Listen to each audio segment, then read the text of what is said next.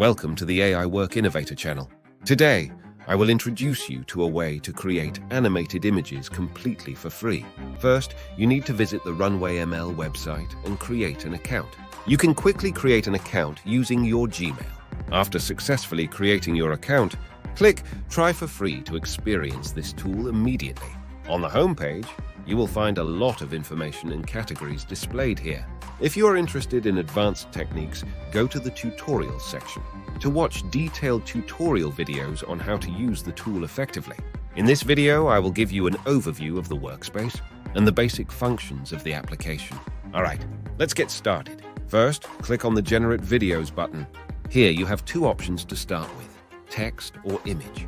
I've prepared an image for demonstration purposes, so I'll choose Start with Image. With a newly created account, you will receive 525 credits to use. This number is equivalent to 105 seconds.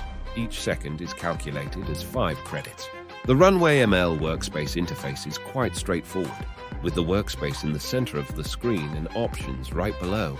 In the first box, you can set the level of video motion. I will experiment with it shortly so you can see the difference. Now let's select an image and upload it here. Then, I will set the motion level to a low setting, which is 2. Click Generate and wait for the result.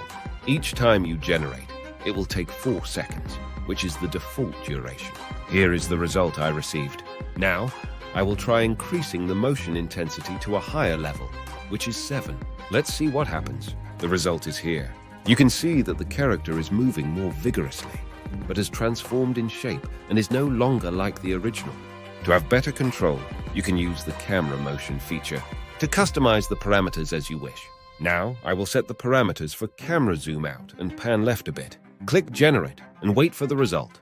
And here is the final result. I hope this video has given you some creative ideas for your projects. I've provided the RunwayML link below, so if you're interested, you can go and try it out. Thanks for watching.